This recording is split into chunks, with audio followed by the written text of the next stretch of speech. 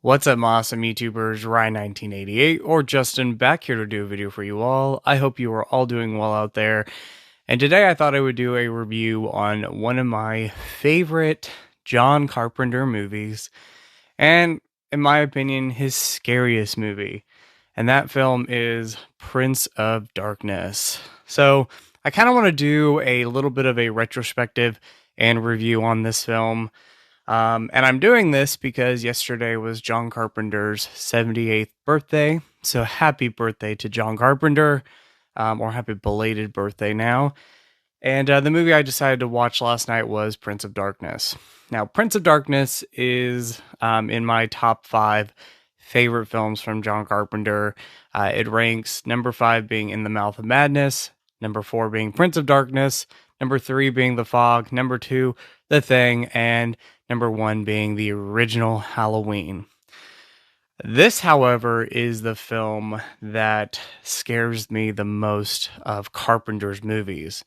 Rather, it's the visuals and the soundtrack, or score, or, special effects, practical effects, or really just the story of the film.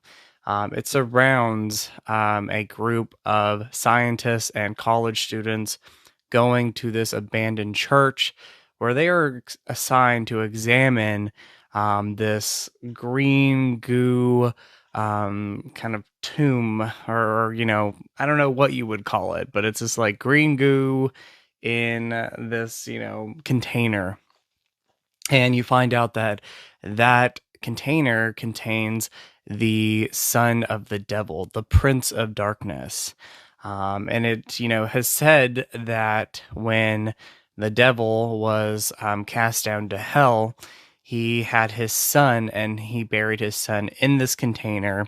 It was buried, and for 2,000 years, when it was eventually found, it was kept a secret. There was a priest for 30 years that, looked after it.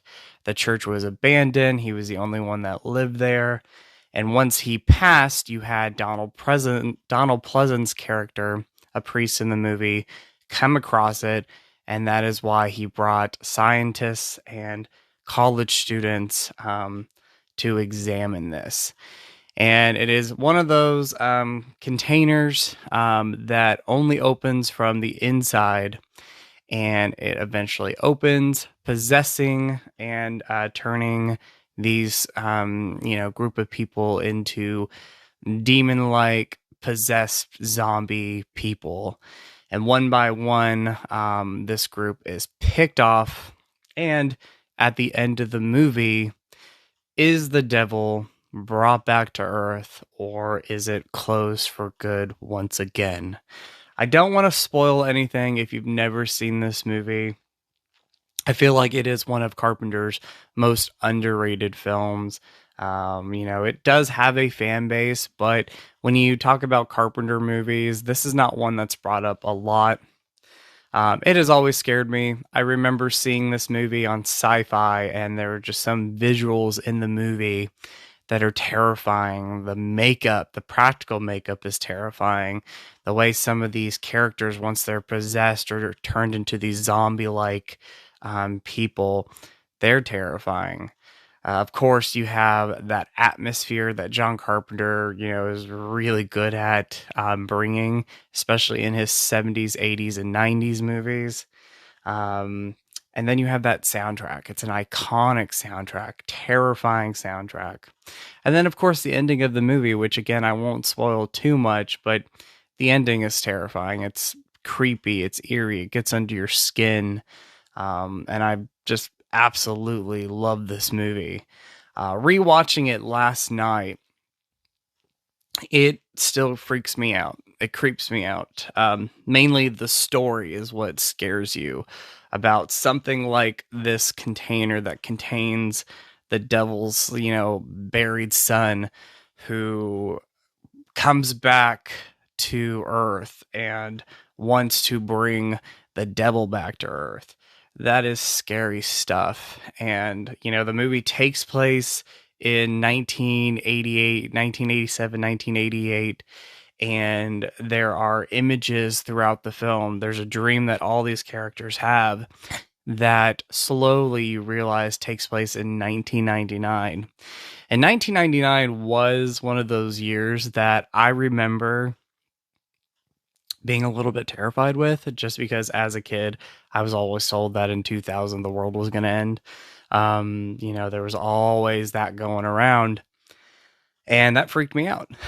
Between, like the Terminator 2, saying Judgment Day was going to be in 97, and then Prince of Darkness having take place somewhat in the future, kind of looking into the future in 99. That was creepy stuff to think about. But I love this movie. If you've never seen Prince of Darkness, this is one to check out. Again, you're getting great practical makeup and effects in this movie.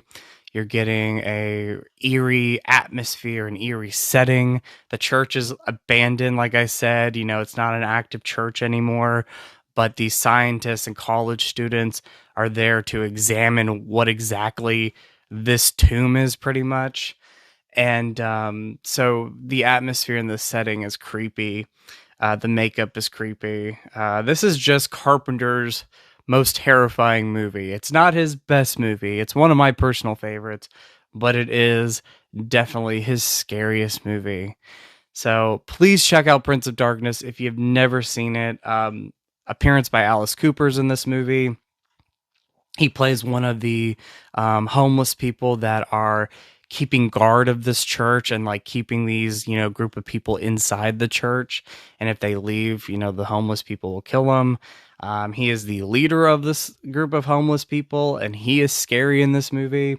I thought he did a great job. He doesn't have any dialogue in this movie, but the way he looks and the way he moves and kind of just portrays this character is terrifying. It's quite scary. There's one scene where a character is leaving the church at the end of the night, and the group of homeless people surround this person, and Alice Cooper takes, a bicycle that's been broken off, and he just stabs this person with the bicycle. And it is one of the scariest scenes in the movie. And it's one of the earliest scenes before all the craziness happens. And then after that, it just spirals. I think the acting is great here. Donald Pleasance being one of the big names in the movie. He plays the priest. He does a really good job in this film.